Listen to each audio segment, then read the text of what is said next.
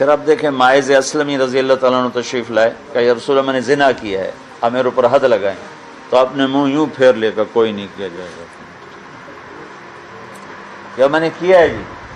آپ نے کہا کوئی نہیں کیا جائے گا جی، میں نے کیا ہے، ہم نے کہا کوئی نہیں کیا جی، میں نے کیا ہے۔ 4 ہو گئی، یا 4 گواہ ہوں، یا 4 دفعہ خود وہ اقرار کرے۔ تو آپ نے کوشش کی کہ میں کسی طرح اس کی جان بچاؤں۔ آپ نے فرمایا بھائی دیکھو یہ نشے میں تو نہیں۔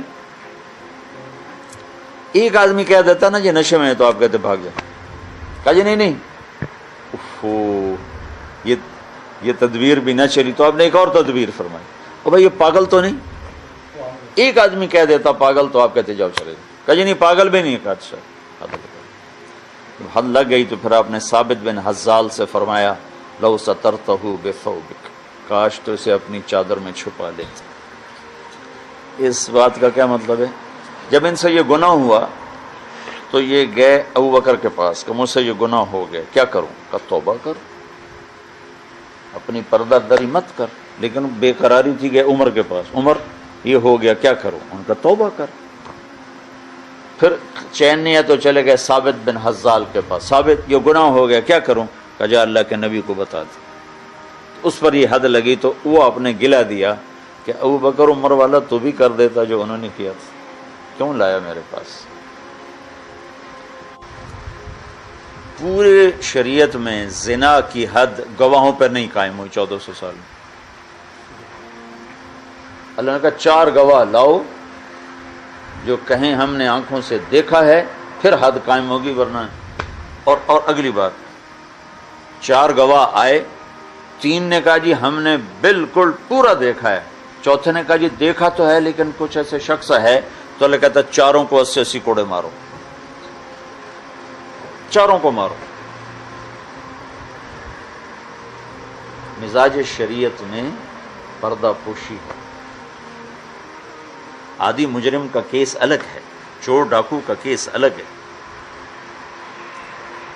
ایک شخص نے دیکھا اپنی بیوی کے ساتھ غیر مرد کو برائی کرتے ہوئے، وہ آیا اللہ کے نبی کے پاس کہ یا رسول اللہ میں نے یہ دیکھا ہے۔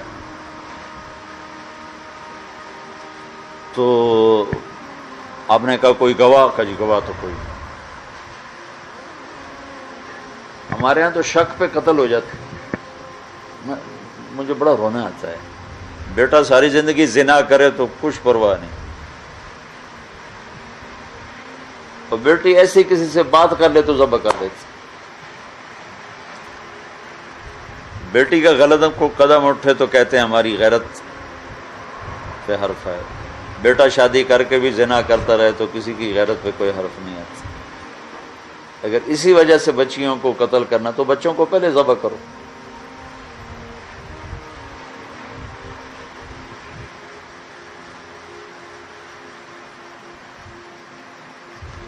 تو آپ نے کہا بیٹھو، پھر اللہ تعالیٰ کوئی کرتا ہے فیصلہ تو میں سناتا ہوں، میں کیا کروں مجھے تو خود نہیں پتا۔ تو اللہ نے قرآن اتارا،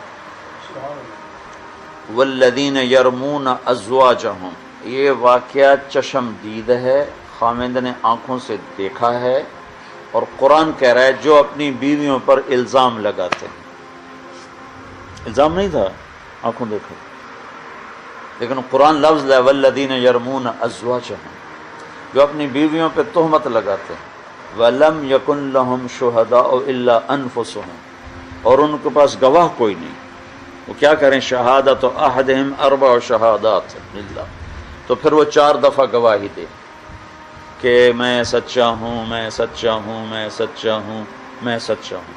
والخامسہ ان غضب اللہ علیہ ان کان من الکاذبین، اور 5ویں دفعہ یہ کہے اگر میں جھوٹا ہوں تو میرے اوپر اللہ کا غضب نازل۔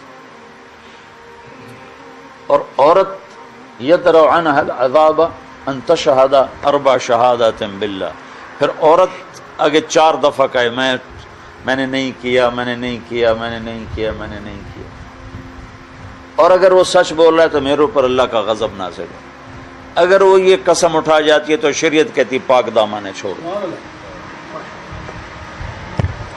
ہمارے کتنی روزانہ اخبار میں عورتیں قتل ہو پاکستان میں، صرف شک کی بنیاد پہ قتل کر دیتے.